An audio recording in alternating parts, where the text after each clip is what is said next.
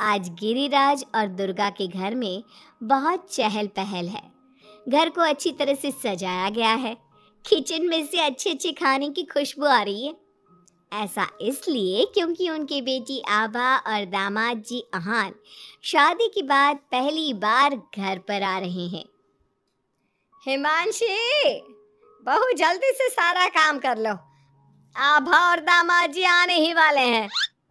कुशल बेटा, तुम सारा सामान तो ले आए हो ना? और काजू कतली लाए हो या भूल गए? दामाद जी को बहुत पसंद है। हिमांशी और कुशल एक दूसरे से बहुत प्यार करते हैं और अपने माता पिता की सारी बातें मानते हैं। लेकिन जब से कुशल की बहन आभा की शादी हुई है, मानो उसके माता पिता के लिए उनका दामाद ही सब कुछ है। आभा और अहान घर पर आते हैं। सब उनका स्वागत करते हैं। आभा और हिमांशी किचन में खड़ी होकर बातें करती हैं। आभा, कैसे है तुम्हारे ससुराल वाले? तुम्हारा मन तो लग रहा है ना वहाँ? और अहान जी तुम्हारा ख्याल रखते हैं या नहीं? पता नहीं भाभी, कभी तो लगता है कि ठीक है, कभी तो लगता है कहाँ फंस गई। जैसे भैया आपकी मदद करते हैं, आपका ख्याल रखते हैं, अहान ऐसे बिल्कुल भी नहीं है। अरे इतना मत सोचो तुम। शुरू शुरू में थोड़ी दिक्कत आती है, लेकिन बाद में सब ठीक हो जाएगा। चलो बाहर चलते हैं। हिमांशी और आभा चाय नाश्ता लेकर बाहर आई। सब लोग आपस में बात करने लगे, लेकिन अहान बहुत घमंडी तरीके से बोलता है। आपका घर तो बहुत बड़ा है ससुर जी। आपका और कुशल का बिजनेस भी बहुत अच्छा चल रहा है, तो आप लोगों ने दहेज देने में इतनी कंजूसी क्यों की? अरे दामाद जी, कैसी बात कर रहे हो? आपके परिवार ने जिस जिस चीज की मांग की थी वो सब हमने आपको दिया है। अगर किसी चीज की फिर भी कमी रह गई है तो बता दीजिए। कुछ चीजें बिना मांगे भी तो दी जा सकती है ससुर जी। अहान, अगर तुम्हें कुछ और चाहिए तो बता दो, हम तुम्हारी सारी इच्छा पूरी करेंगे। अहान प्लेट से बिस्किट उठाकर बोलता है। मांगने से दिया तो क्या दिया, वैसे भी आप लोग मेरी डिमांड कभी पूरी नहीं कर पाओगे। आभा और अहान अपने घर चले गए। उनके जाने के बाद कुशल कहता है। मम्मी, हमने आभा की शादी गलत घर में तो नहीं कर दी? अहान और उसके घर वाले तो लालची लग रहे हैं। अरे चुप कर तू। दामाद ऐसे ही होते हैं, तेरी तरह नहीं कि तूने अपने ससुराल वालों से कुछ नहीं लिया और हर समय अपनी पत्नी से चिपका रहता है। ऑफिस से थका हारा आता है और अपनी पत्नी के साथ घर के कामों में मदद करता है। मम्मी, दहेज लेना तो गलत बात है ना, और हमारे पास किस चीज की कमी है? मैं अगर हिमांशी का घर के काम में हाथ बटाता हूँ तो वो भी मेरा ऑफिस का बहुत सारा काम करती है। इसमें बुरा क्या है? पति पत्नी को एक दूसरे की मदद करनी चाहिए। बेटा, किसी चीज की कमी तो अहान के घर पर भी नहीं है, लेकिन फिर भी हमने उसे दहेज दिया ना केवल दहेज दिया बल्कि उनकी जो भी डिमांड थी वो सारी पूरी की। और उसने क्या किया? आपके और मम्मी के सामने ताने सुनाकर चला गया। आप दोनों को इससे दुख होगा। आहान ने इसका बिल्कुल ख्याल नहीं किया। बेचारी आभा का तो चेहरा देखने लायक था। कितनी शर्मिंदा हो रही थी वो अपने पति की बातों से। इस तरह कुशल ने अपने माता पिता को समझाने की खूब कोशिश की, लेकिन उसके माता पिता आहान को ही सपोर्ट करते रहे। और करते भी क्यों ना, हमारे समाज ने दामाद का रुतबा बहुत ऊंचे स्थान पर रखा है, चाहे फिर उनकी सोच कितनी भी नीची क्यों ना हो। इसी तरह से कई दिन बीत गए और एक दिन आभा अपने घर पर रोती हुई आई।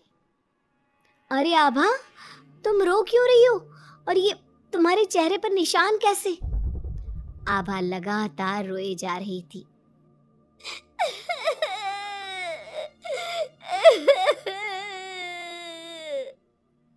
अरे बता मेरी बच्ची, क्या हुआ है तुझे? मत रो इस तरह, मेरा तो दिल बैठा जा रहा है। क्या हुआ है बेटा? हिमांशी और दुर्गा के बार बार पूछने पर आभा ने बताया। मम्मी, मुझे आहान ने बहुत मारा है। क्या? दामाद जी ने तुझ पर हाथ उठाया? लेकिन क्यों? वो रोज शराब पी कर आते हैं और मुझे मारते हैं, लेकिन आज तो उन्होंने हद ही कर दी। क्या? हाँ जी, शराब पीते हैं? ये बात तो उनके घर वालों ने बताई नहीं थी। अरे कौन अपने बच्चों की कमियां बताता है? आने दे तेरे पापा को, वही बात करेंगे अहान और उसके घर वालों से। शाम को जब गिरिराज और कुशल घर पर आए तो उन्हें आभा का चेहरा देखकर बहुत गुस्सा आया, लेकिन वो करते भी क्या, आखिर अहान घर का दामाद है। पर आभा के चेहरे पर चोट के निशान देखकर कुशल से चुप नहीं रहा गया। कुशल ने फोन करके अहान से बात की। अहान, तुम्हारी हिम्मत कैसे हुई मेरी बहन पर हाथ उठाने की? तुम्हारी बहन घर में किसी की बात नहीं सुनती, जो उसके मन में आता है वही करती है। अब तुम ही बताओ, मैं कैसे चुप बैठ सकता हूँ? अगर वो किसी की बात नहीं सुनेगी तो तुम उस पर हाथ उठाओगे? मैं तुम्हारी तरह नहीं कि अपनी पत्नी के पीछे पीछे घूमता रहूं। अगर तुम्हारी बहन जरा भी टेढ़ी चली ना तो मैं उसे इसी तरह से मारूंगा। ये बोलकर आहान ने फोन काट दिया। ये सुनकर कुशल को बहुत गुस्सा आया। कुशल ने कहा, अब आभा अपने ससुराल नहीं जाएगी। आपने उसकी शादी गलत इंसान से कर दी। वो आदमी आभा के लायक ही नहीं है। अरे पागल हो गया है क्या?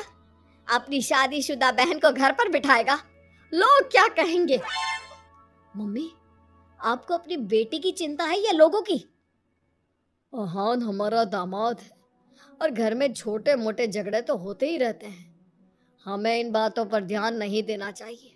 हम अहान के माता पिता से बात करेंगे। आभा को आहान बिल्कुल पसंद नहीं था, लेकिन उसके माता पिता समाज के डर से उसे बार बार आहान के घर पर भेज देते थे। इस बार भी आभा को अपने ससुराल जाना पड़ा। एक दिन हिमांशी की तबीयत खराब हो गई तो उसने घर का काम नहीं किया। तबीयत खराब होने का बहाना बनाकर सुबह से लेटी है। तुझे इस घर में जितना आराम मिला है ना, दुनिया में किसी बहू को कहीं इतना आराम नहीं मिला होगा। तेरा तो पति भी तेरे साथ काम कराता है। देख मेरी आभा को, बेचारी कितना पिटती है अपने पति से और सारे घर का काम खुद ही करती है। शाम को जब कुशल घर आता है तो हिमांशी उसे सारी बात बताती है। तुम मम्मी की बात का बुरा मत माना करो। मम्मी चाहती है कि मैं उनके निकम्मे दामाद की तरह बन जाऊं, जो अपनी पत्नी की बिल्कुल भी इज्जत नहीं करता। लेकिन मैं ऐसा नहीं बन सकता। कुशल ने हिमांशी का बहुत ख्याल रखा और वो जल्दी ही ठीक हो गई। वहीं आहान आभा के साथ बहुत बुरा बर्ताव करता था। आभा के माता पिता ना तो आभा की बात सुनते और ना ही कुशल की। एक दिन आहान किसी काम के सिलसिले में शहर से बाहर गया हुआ था। वो जिस होटल में रुका था वहां उसे आहान दिखा। अरे ये तो आहान लग रहा है, मगर इसके साथ ये लड़की कौन है? कुशल ने वहां कुछ लोगों से पूछताछ की तो उन्होंने बताया, ये तो अक्सर इस होटल में अलग अलग लड़कियों के साथ आते हैं, लेकिन आप ये सब क्यों पूछ रहे हो? कुशल बिना कुछ बोले वहां से चला जाता है और घर आकर सभी को ये बात बताता है, लेकिन उसके माता पिता को तो इस बात से भी कोई फर्क नहीं पड़ा। अरे बेटा, इस बात को यहीं खत्म कर दो। हम आहान से क्या कह सकते हैं? आखिर वो हमारे घर का दामाद है। बेटा देख, ये बात ना आभा को मत बताना, नहीं तो उसे बहुत बुरा लगेगा। आप दोनों किस मिट्टी के बने हैं? दामाद दामाद कहकर आपने उसे सर पर चढ़ा दिया। मैं आपकी बहू के साथ अच्छा बर्ताव करता हूँ तो आप मुझे झोरू का गुलाम कहते हैं। और आहान आपकी बेटी को जानवर की तरह पीटता है, आप तब भी उससे बात करने की हिम्मत नहीं करते। आप लोग बेटे और दामाद में इतना फर्क क्यों करते हो? बेटा, दामाद को तो सर का ताज समझा जाता है, हमेशा से ऐसा ही चलता आया है।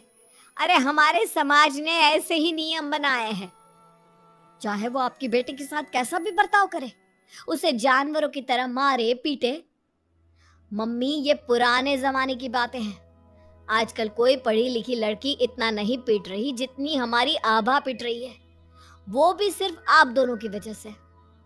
मैं आज ही उसके ससुराल जाकर उसे सारी बात बता दूंगा और आखिरी फैसला उसका होगा। कुशल और हिमांशी आभा के पास जाकर उसे आहान की सारी सच्चाई बता देते हैं। आभा अपने भाई के साथ आ जाती है। घर आकर वो अपने पति को तलाक के पेपर भेजती है। हालांकि गिरिराज और दुर्गा अभी भी अपने दामाद के साथ है और तलाक के खिलाफ। उनको अभी भी समाज की चिंता है।